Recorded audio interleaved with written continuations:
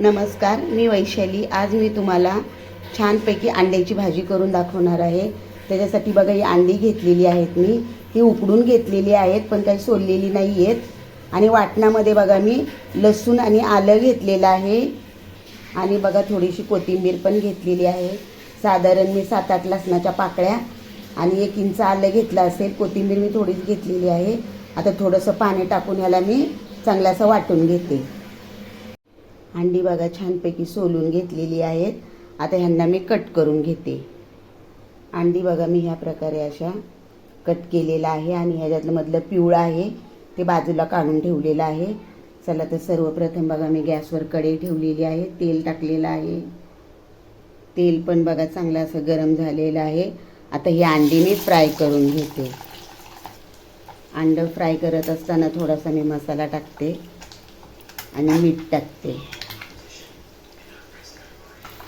मीठ पण बघा मी थोडंसं टाकलेलं आहे। आता ह्याला छान असं फ्राय करून घेते तेलामध्ये। जास्त नाही फ्राय करणार, हलकंसं असं, म्हणजे अंडं कसं सपक लागणार नाही, छान टेस्ट येईल अंड्याची। अंडं बघा छान असं फ्राय झालेलं आहे। आता मी हे काढून घेते। अंडं बघा तेलामध्ये छान असं फ्राय झालेलं आहे। आता त्याच कढईमध्ये मी थोडंसं तेल अजून टाकलेलं आहे, म्हणजे कढई मी धुवून घेतलेली आहे। खूप फेस आलेला ना। तेल बघा चांगलं असं गरम झालेलं आहे। आता मी जिरं टाकते। जिरं चांगलं फ्राय झालेलं आहे। आता कांदा टाकते।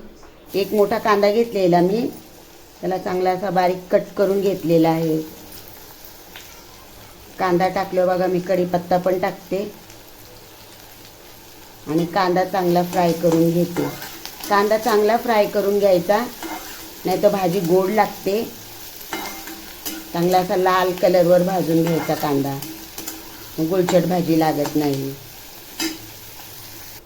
कांदा बघा छान असा फ्राय झालेला आहे।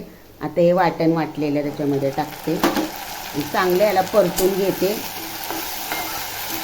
चांगला कच्चा स्मेल गेला पाहिजे त्याचा। हिरवं वाटण पण बघा चांगलं असं परतलेलं आहे। आता हे आमचं घरगुती लाल तिखट आहे, धना पावडर, हळदी आणि मीठ घेतलेलं आहे।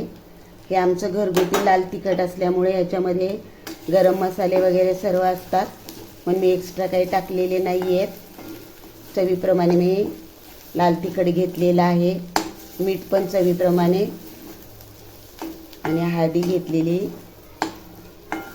थोडीशी हळदी टाकलेली, जास्त पण नाही टाकायचं नाही तर कडू होतं। मसाले पण बघा चांगले फ्राय झालेले आहेत। आता टॅमॅटो टाकते। टॅमॅटो पण बघा चांगला असा परतलेला आहे। आता थोडंसं मी पाणी टाकते आणि छान हा मसाला शिजवून घेते, म्हणजे ग्रेव्ही चांगली दाटसर होईल।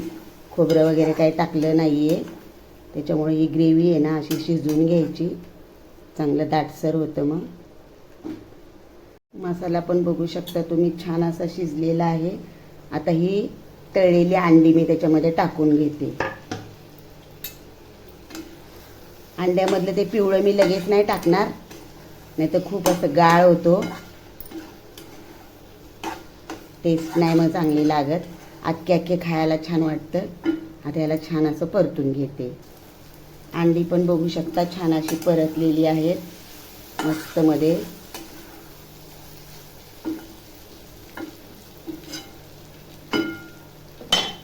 आता मला जेवढी भाजी हवी आहे तेवढं मी पाणी टाकते।